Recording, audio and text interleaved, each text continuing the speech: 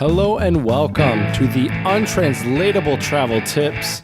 Today we are bringing you our second installment of the Untranslatable Travel Tips, and we are going to be focusing on one of my and Jared's favorite cities in the world, Vienna, Austria, and we'll be bringing you quite a few gems related to what to do, what to see, and also what to watch out for in Vienna, Austria.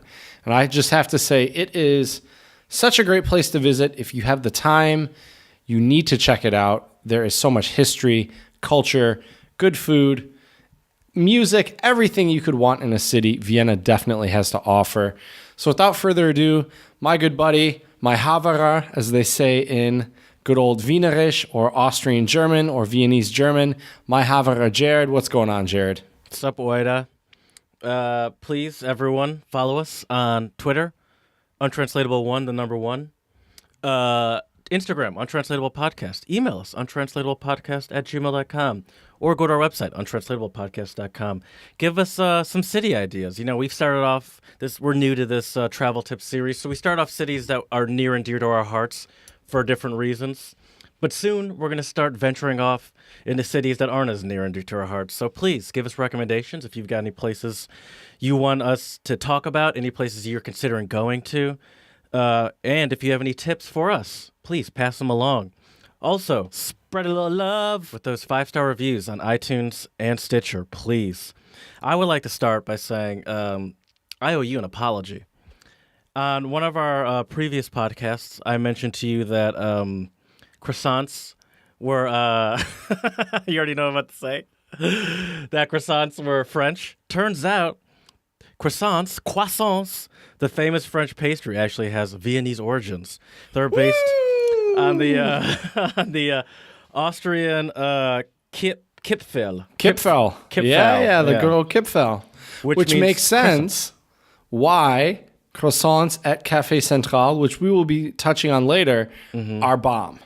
They're absolutely fantastic. They were originally made during... They were originally made in 1683, and the French didn't adopt them until the 1770s by King Louis VIII. No, sixth. The sixth, okay. Yeah, of France. Interesting. So Starting us off with a good little gem. I love it, Jared. I love it. Yeah, I had to give you that because I was wrong. Okay. Well, we appreciate that. I'm sure our listeners appreciate it. Nobody's perfect. We all make mistakes. And yeah, and the croissant, if you go to Vienna, there are many different coffee cafes or coffee houses that have what they call like the classic Viennese breakfast. And usually a croissant or a Kipfel is usually included. So good start, Jared. But before we get into that, let's talk about just a brief, a few anecdotes or experiences about our time in Vienna and our experience in the city. Frankly, we could spend the entire 30 minutes talking about this, but I think it's important for our listeners to understand our experience there so they know that we didn't just Google these things. We've gone out. These are tried and true things we've experienced. I think sometimes when you travel, hands-on experience is key, regardless if you have Google or not. So Jared, let's start with your experience in the city of Vienna.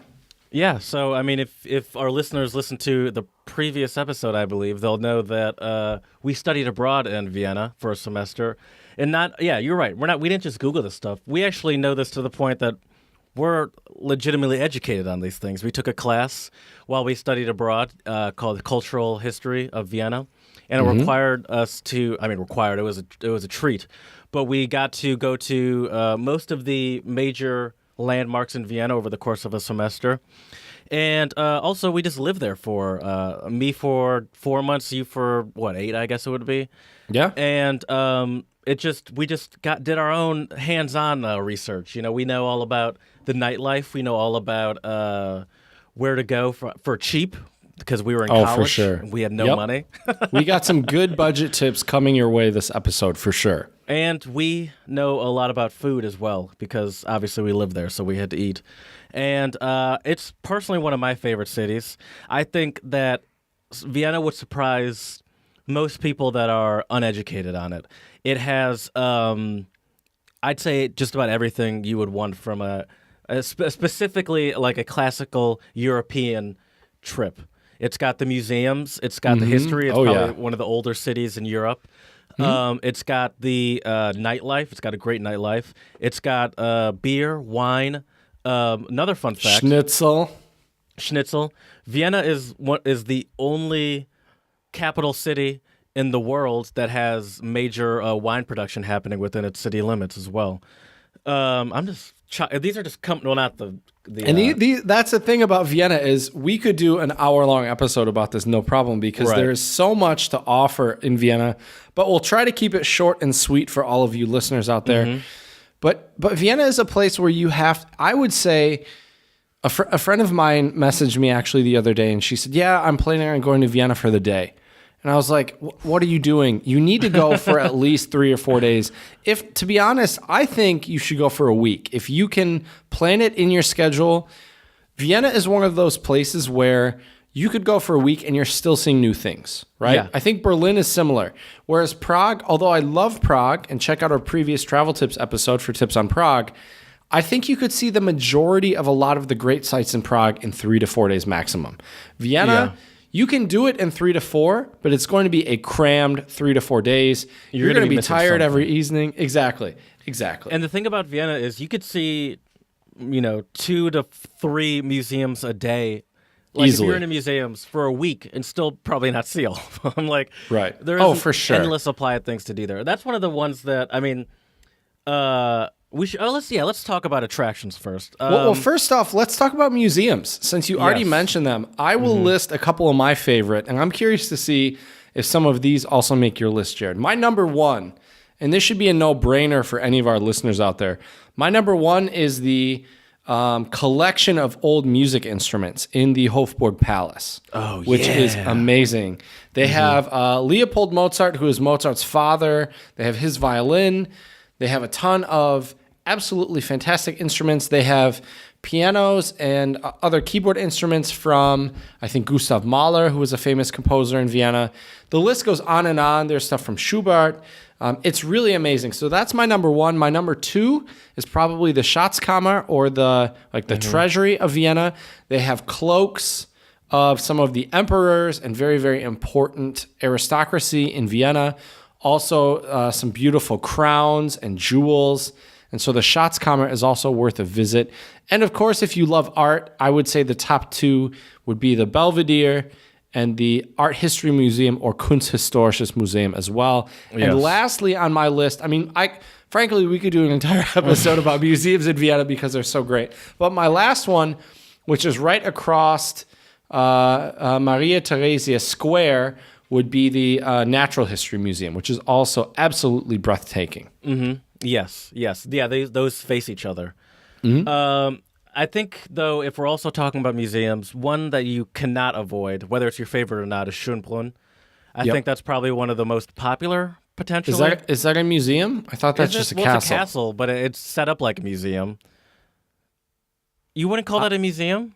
I would call that a castle. I'd call that an attraction. Well, it is a castle, but there's like stuff to see inside of it, and you can walk around it like it's a museum. Can't you? I hate to admit, I've never been inside Schönbrunn. On. Chaz. Maybe I just lost all credibility for this episode. It's less that you've lost credibility. It's more that you're telling me that there's this and you've never even been inside of it. Nope. Always was outside. Of it? Because the gardens are gigantic. And so I'd always walk around the gardens and walk up to the top where they have this beautiful view of the entire city. It is definitely a castle, but within it there is like each room kind of has, not each room because there's a bunch of rooms, but there are a bunch of exhibits and sort of like the rooms are set up like they would be back then, obviously. So yeah, it's not your traditional museum with like art or exhibits, but there is a lot to see and it's just beautiful to walk through. Oh, definitely. I'm shocked you haven't been. Who did I go with? Yeah. Maybe I went with my family. Okay. So I'm with you on all of those places. One thing, though, I will say about Schönbrunn, which I've heard, they have every hour on the hour, they have a class on how they make traditional Viennese apfelstrudel, and it's only like €5 or €6, and you also get to have apfelstrudel. So I would say if you're in Vienna, you're going to Schönbrunn anyways, and you happen to notice, it's 3:00. Oh, it's 4:00. Right. Go to this, check out this strudel class. Shout out to my friend Christina, who has studied abroad with us in Vienna and now lives and works there. and she said that was something we should do. While I was in Vienna last weekend with a buddy of mine, we just didn't have the time, But I think if you do have the time, that might also be a worthy thing to see. 2 museums I'd also recommend, and I think these are actually museums. Graben, which is German for grave, and that is kind of creepy but cool. I think you actually mean the. Oh my God. I think you mean the. I'm just gonna go. All this. Yeah. Just do this one by yourself. I know what you mean. It's not called Graben. It's called the Kaisergruft. Okay. Right? You're talking about the crypt. Yes. With the coffins of the emperors. Okay. Well, on Google they call it Graben. Do they really? Yeah. Okay. All right. Well, I'm sorry. Google is taking me the wrong way. Anyway, and another one which is very different than I think a lot of the other museums is the Leopold Museum, because that's like a more of a modern museum, and I think that's I like it. But it's also very different than I think most of the other museums there. Okay. In addition to museums, though, I would also say churches in itself are a whole thing. And the one you have to see obviously is Stephansdom. Without a doubt. Luckily, it's pretty unavoidable because it's right in the center of the city. Another one that I liked, I believe this was the one where you could go to the very top and like look over the whole city. Is that Karlskirche? Yeah, I think so. That one's really cool too. And that one, going up to the top is kind of unsettling if you don't like heights. But for sure. It's definitely worth it just to see the view from the top. Oh, definitely. Are there any other famous churches that you would recommend? I'm trying to think. I mean, there's tons of them in Vienna. You have obviously Stephansdom, which if you want to access it, the easiest way is take the U1, the U1, the U2, maybe even also the U3. I think also the U3 to Stephansplatz. And once you get out, you'll see Stephansdom right there. So Stephansdom, Karlskirche. There's the Votivkirche, which is by Schottentor and Schottenring, which is a streetcar stop. And that's a beautiful Gothic-style church. I believe it or not, Jared, I think there's over 150 different churches in Vienna. Wow, I did not know that. Yeah. So there's tons to see. But obviously, Stephansdom is the big one. And if you want a good view of the roof, a tip for all of you listeners out there, it's a little pricey. But if you go to, it's called Kärntnerstraße or Kärntner Street. I almost said Kärntner Street.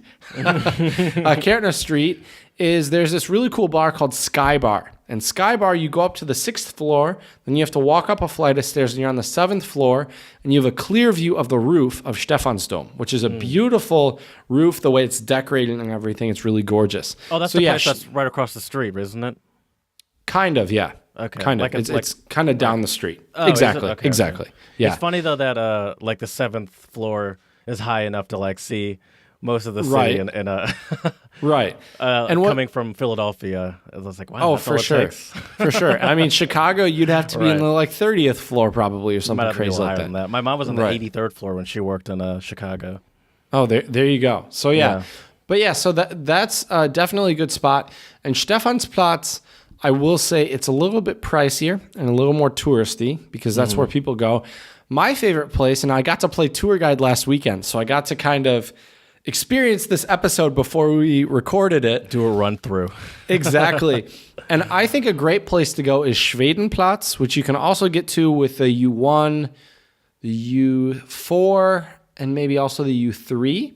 Maybe just the U1 and the U4. Doesn't really matter. I do also have to say in Vienna, it's very easy to get your way around with the U-Bahn, with the streetcars, with everything.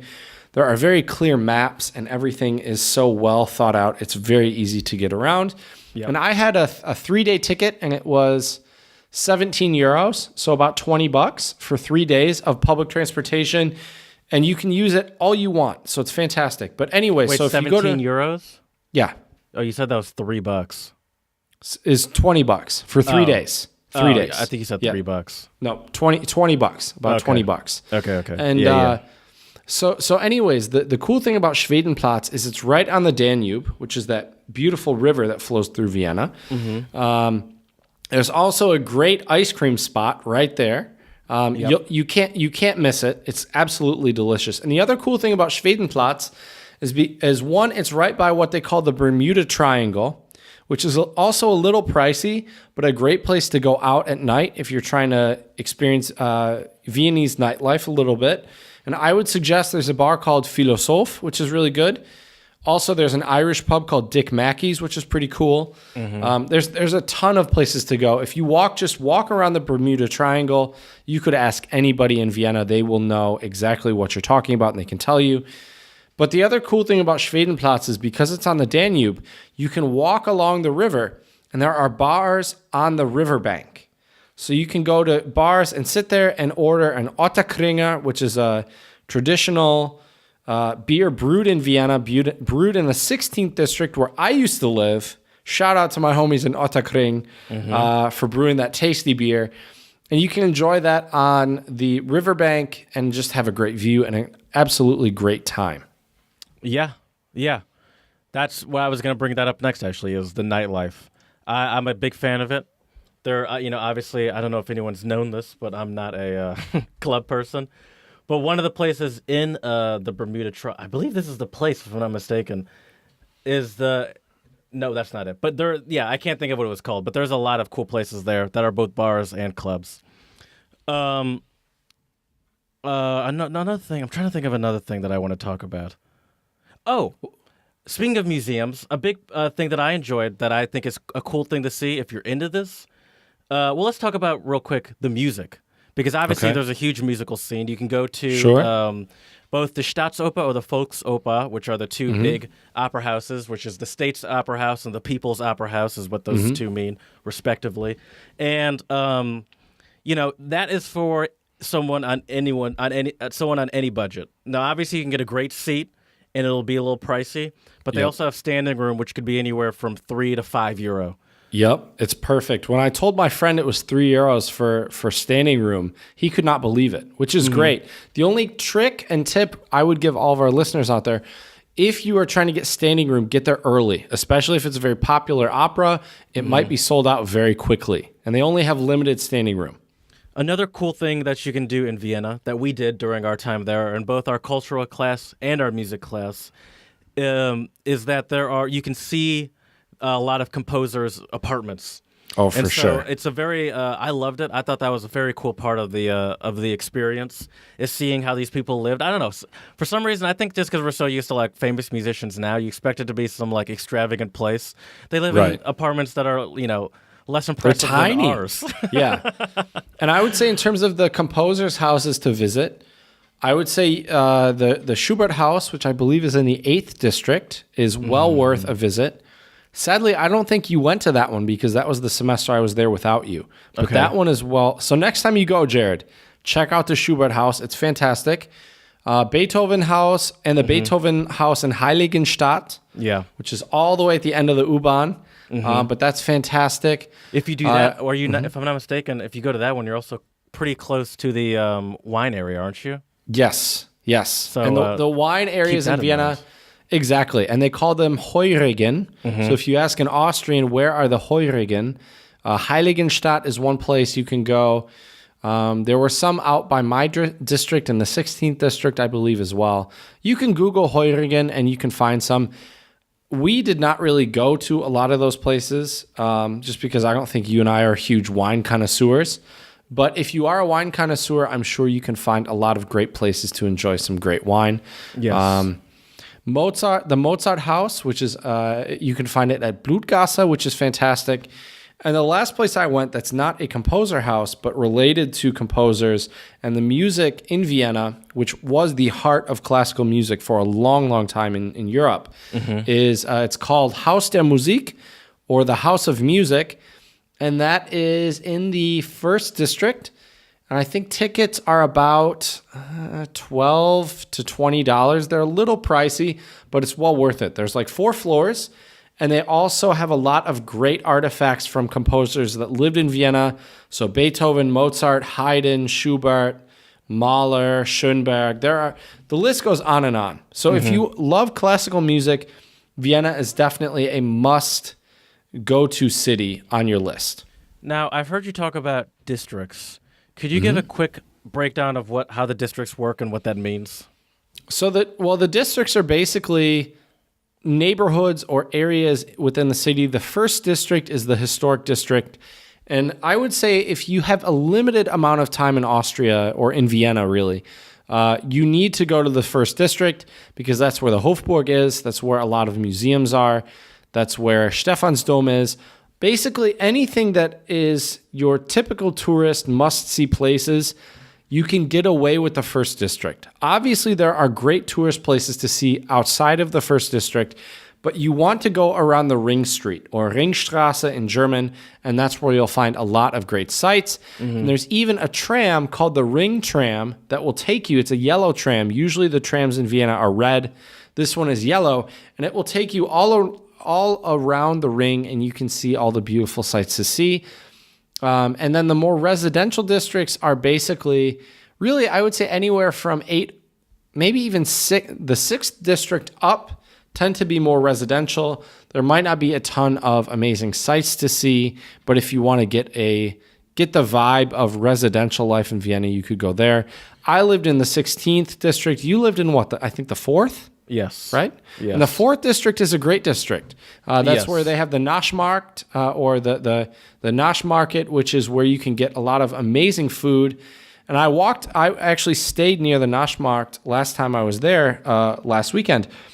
And what's crazy is you walk through and people are always talking to you, oh, hey, try this, try that. Yes. You could literally have a your meal. lunch. Exactly, at the Naschmarkt. And at the end of the Naschmarkt, sorry to cut you off, Jared, at the end of the Naschmarkt is the Viennese Secession Building, which has a beautiful golden kind of dome at the top. And this is where the kind of new Viennese School of Art met, and it's a very important place in terms of Viennese art. You did make a good point, though. And also I wanted to make one thing. The districts are easy to understand, too, because they kind of go in a circle. Yep. So 1 is the middle, and then it goes 2, 3, and it kind of goes out. It's like a spiral. A spiral going farther out of the city. So you kind of know, like if you happen to be in the 21st district, you're like, I think I might have gone the wrong way. Yep. But you're right. When you do go to Naschmarkt, they are very outgoing. A lot of people, not yelling at you, but like offering you stuff and trying to get you to try their stuff. But I would think that also gives you a false sense of the people in Vienna. I'm not going to say they're standoffish, but they're a little more reserved. They're not as outgoing as some of our American listeners might be used to. Sure. And they're very aware of noises, like especially when you're in certain confined spaces, whether it be the U-Bahn or the or that's the subway, or or restaurants or things like that. It's definitely more of a reserved place, and I think that just for your own awareness, that's definitely something to be aware of. Is that for sure. Your levels, your volume. Right. Oh, definitely. And now, Jared, let's go on to some budget tips along with the must-see attractions, and then let's get into the nightlife. And frankly, we could have an entire episode about Viennese nightlife. But I would say the budget tips, at least what I did, was we did a lot of just basic sightseeing. You buy your U-Bahn or your public transportation pass, 17 euros, around $20 for 3 days. And then we went to, of course, Schönbrunn, which is a must-see. If you don't go inside, it's completely free. We went to the Naschmarkt and walked around the market there. That was also free unless you buy any food or any other souvenirs. We also walked around the first district, Stephansdom, Karlsplatz, I guess Karl Square. Is free as well also. Yep. You can just walk and in. that's free to enter. Karlskirche is not free. The church at Karlsplatz, I think you pay 2 or 3 euros to enter. I think it's well worth it, but it's a pretty place. And then if you go to the Belvedere just to see the castle and walk around the gardens, that's free. If you do want to go see the art, which I highly suggest, and I went when I was there, it's 16 euros. If you're a student, I think it's maybe 12 or 13. Otherwise, it's 16, which is not bad. For all the art you can see, it's a good price. And I would say it's worth it. Frankly, I would budget, if you're there in Vienna for 3 days, if we're not counting accommodation, just food and sightseeing, I would say for 3 days, you would probably be all right with about $200 to $300 US. If you're eating out at a nice restaurant. If you're just getting cheap street food, I would say you could probably even squeak by with 150 to 200 US dollars for Tell 3 Nazil, days. Chad and Jared sent you. Right, exactly. And that's the thing. In Vienna, there's a lot of great restaurants. They can be expensive, but you can also get very good quality street food.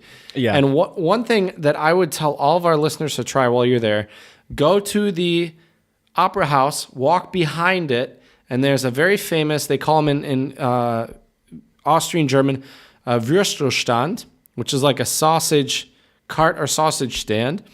And I would suggest getting the Käsekreiner, which is like a cheese-filled sausage. Get that with a piece of dark bread and mustard, and you're good to go. It's absolutely delicious. Yes. I agree. That's right. Some other budget tips for Vienna, as we've already mentioned, go to a concert and go to get standing room. It's only 3 to 5 euros. It's a really good price. I would also say another budget tip as well is avoid a lot of the very touristy concerts. There are touristy concerts that you'll see these guys walking around in goofy Mozart costumes. Jared knows exactly what I'm talking about. And these are concerts you want to avoid. Why would you go to these touristy concerts when you can go to a concert with the Viennese Philharmonic or the State Opera House, where these are trained professionals that the Viennese people go see on a daily, weekly, monthly basis, Right. for so cheap.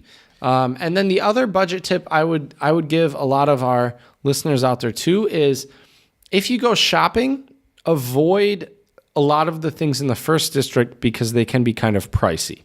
Yes, the first district is a great place to walk around and see stuff. But as far as, well, maybe not eating, but as far as like buying stuff there, it's like any typical tourist center. I mean, that's definitely. I mean, you walk past Stephansdom at a certain time, and you could barely walk through there. Like definitely, it can get very packed.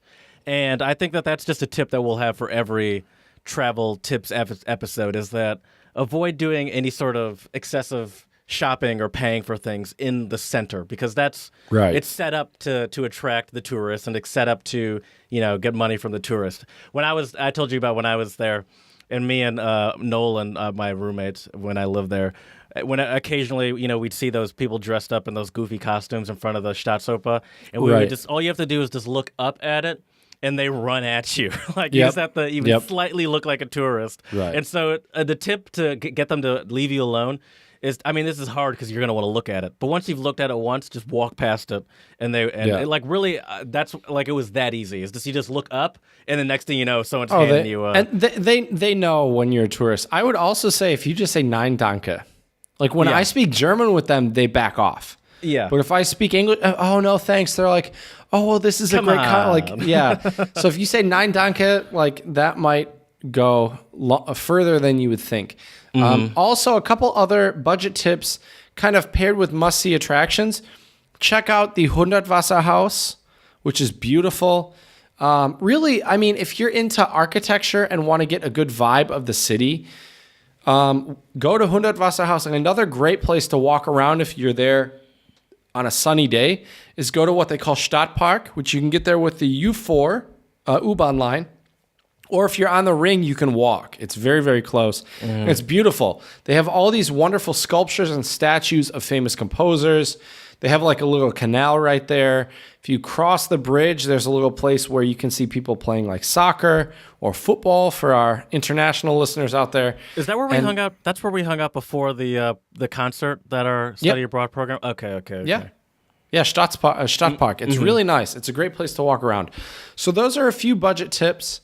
I think we've covered a decent portion of the must-see attractions. Obviously, there are plenty more. But just to recap for all of our listeners, Schönbrunn is obviously up there. Stephansdom, the Hofburg Palace is great. And there's museums within the palace which are worth seeing. Naturhistorisches, Kunsthistorisches, the collection of music instruments. There are so many great must-see attractions, and many of them are within the first district. So if you're crunch for time, check out the first district. There's one more thing I'd like to recommend. It's not in the first district. It's kind of out of the way, but the Prater is cool. Oh, the Prater is like great. It's like a not amusement park, really. I mean, it is an amusement park. Oh, it is? Okay. It is, yeah. But it's like an outdoor sort of, and it's just a fun place to hang out at. And it is free, like it is an amusement park, but it's free to walk in. It's free to walk around through it. and there's plenty to see and plenty. And I think it's fun if you have kids too. Oh, for sure, And for it's sure. just Great fun tip. if you're not trying to constantly do like if you're trying to get a break from the overculturedness of Vienna. Right. If you want to relax and have a little fun, and if you go to the Prater, you have to take what they call the Riesenrad or the Ferris wheel. And there are these old red, kind of boxy looking things that will take you up. And the cool thing is if you take the Ferris wheel, they have like little marks on the window of what you see where in the distance, which is really cool. I've never done that before. I usually try to avoid Ferris wheels if I can. Sure. Yeah. So so those are a few must-see attractions. And to get to the Prater, you need to take the U1 to what they call Prater Stern, and then you're there in a heartbeat. Are you just It's pulling this absolutely off great. out of the top of your head? I am. Yeah. Wow, that's Yeah. impressive. I know my way around. I have to say, Jared, this feels so liberating not having tons of tabs open. I'm going straight from the heart and straight from the brain for this episode. So, yeah. So, there you go. All right, Jared, let's move on to nightlife. So, we've mentioned the Bermuda Triangle in Vienna, which is great. I will suggest one other place in terms of nightlife, which they call it the Gürtel, which means belt. And this is the outer districts. It connects kind of the outer districts with the inner districts. And it's a great place to go. There are tons and tons. If you just Google Vienna Gürtel nightlife, you'll find tons of different bars and clubs. One of the most famous for students that we went to, we have a couple stories from this place, is called Loco. If you go on Wednesdays, Wednesdays they have student night. It's a lot of fun. Met one of my first Austrian ladies there. Good times, good memories. So check out the Gürtel. Another place that I really love is called Travel Shack, and I believe it's owned by Aussies. Okay. And Travel Shack is cool because it's like a shot bar. They have like funny different kinds of shots, and there are just a ton of different international people there. It's always a lot of fun. So I would also suggest Travel Shack. Travel Shack. Loco is interesting if you're younger and you're a student. Passage, which is actually not in the Gürtel, but it's in the first district. It's a little pricey, a little more classy, but it's a nice place. And one last place I would suggest that's also pricey, but a great time it's called Volksgarten, which is also on the ring right by the Hofburg. There you go. I was struggling to think of what to watch out for in Vienna, besides for those people in the Mozart. Yeah, the Mozart costumes you have to watch out for. But they're harmless, though. Like, right. I mean, Right. you don't really have to watch out for them, I would say. Vienna is an incredibly safe place, and every time I go there, I'm reminded of how safe and secure it is. Yeah. I would say the only things to really watch out for are being overcharged for something, like paying way too much for something in a very touristy area. Jehovah's Witnesses and the Mozart guys. and the U-Bahn station. Right. Yeah, Jehovah's Witnesses in the U-Bahn station. Otherwise, there's not really too much to watch out for. So I think Right. let's move on to where to stay.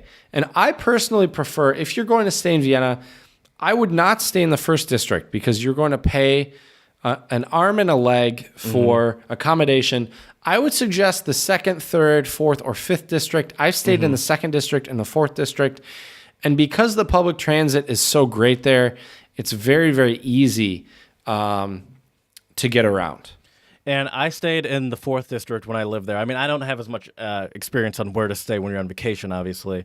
But the 4th District was great because it was just outside enough where you felt like you had some peace and quiet and you weren't just constantly bombarded with the city. Yet it took me 15 to 20 minutes to get to, say, Stephansdom, for example. Right. Which and isn't it's very bad. accessible. And there's a lot. And, for example, if you're there for a week and you don't want to constantly go out and do stuff and get crazy or whatever every night, there's a lot to do within the 4th and 3rd as well, for that matter, and 5th. definitely. Although I don't know as much about the 5th. Right. But there's still a lot to do in those areas too, and there's not a lot to see as far as being a tourist. But Right. if you want to find good food or like a great bar or something, there's plenty of those. Right. And I guess the last thing, too, we haven't mentioned places to eat, which we'll do that very quickly. So yeah, I would say, though, also, yeah, stay in the 4th district, the 3rd or the 2nd. The 2nd can be pricey. The 4th is great, though. You're usually, depending on where you are in the 4th district, you're close to the Naschmarkt, which is Yes. great. You can also get really fresh food and make your own stuff if you're staying in an Airbnb, for example. But one of my favorite places to eat in Vienna, it's called Sieben Sternbräu, 7-star brewery. And they have amazing food, amazing beer. The prices are great. So check out Sieben Sternbräu. That's by the Margaretengürtel, it's by Maria Hilferstraße, which is also a very, very big shopping street. So if you want to do some shopping, this is a little bit further out, and it's not in the first district, but there are tons and tons of stores and different places at Maria Hilferstraße. And then you find, I forget the name of the church now, but you turn left on the street with this beautiful white church, and you walk down there, and then you'll find Sieben Sterngasse, which should be the street where you can find this brewery. And the other place that I would suggest, if you want good schnitzel, obviously everyone will tell you Fiegelmüller, which is the most touristy schnitzel place. Yeah, it's good. To me, it's too touristy. I prefer a place called Schnitzelwirt. Exactly. So I would go to Schnitzelwirt. Or another place that we were suggested was called Mama's Kitchen, which I thought the schnitzel there was really, really good. The place that I went to, which is a little pricier, but I've been there twice. Gasthaus Plachuta, Plachutta, is great. It is pricier, but if you're not going to have to deal with, it's not a touristy place, so you're not going to have to deal with, what do you call that place? Fiegelmüller, yeah. Yeah, because that place I'm sure is great, but I've never not heard about the line being or the wait being an hour plus at the minimum. If you don't have a reservation, absolutely. Right. If you don't have a reservation, just don't bother. Yeah, exactly. And there's also usually a long line by the little hot dog or sausage stand by the Staatsoper. But my friend and I waited in the line. It looked pretty long. It took like 10 minutes. Yeah, they get you out pretty quick. And that's another place you should definitely go to try as well. Vienna is also filled with great Italian restaurants too. Oh, for sure. So even if you're kind of getting sick of Kartoffelsalat and Schnitzel, you can't go wrong with Italian food there as well. Oh, definitely. So to wrap things up, we would suggest, or at least I would suggest, that you stay at least a minimum of 3 days. If you go for 2 days, I would say check out the first district, check out Schönbrunn, check out the Naschmarkt. Belvedere. And Belvedere as well, thank you. And you probably have seen a lot of great sites. I would say 3 to 4 days ideally, just because there's so many sites, especially if you are into museums. There's so many great museums in Vienna and a lot of amazing food as well. So check that out. So minimum of 2, I would say ideally 4 days. If you really have the time, spend a week there. You will not run out of things to do or things to see. Yeah. It's such an amazing city. I always get kind of sad when I go there because I realize I'm not living there anymore. Because there's just so many cool things about Vienna. It's really awesome. Yeah, so check it out. Me too. And I was there last week, but I miss it. It's a great city. So check out Vienna. Let us know what you thought about this episode and our travel tips for Vienna. If you have any other questions, we are happy to give you additional tips for Vienna. Also for Prague, if you were listening to our last episode. And to reach us, you can find us at on Twitter, Untranslatable1. Also, shoot us an email, untranslatablepodcast@gmail.com. Check out our website, untranslatablepodcast.com, for our episodes, Untranslatables, and a lot of other great stuff. And if you're curious about what Vienna looks like, check out our Instagram. It will always be popping, Untranslatable Podcast. And let us know if there's anything we can help you with or any questions you have about the amazing city of Vienna, Austria. It is such a worthwhile trip to go there. So we hope you have the time and the energy to check out all of the beautiful things that Vienna has to offer. And let us know. And as they say in Austria, Servus und Papa. And as we say here at the Untranslatable Podcast, Dziękujemy. Muchas gracias.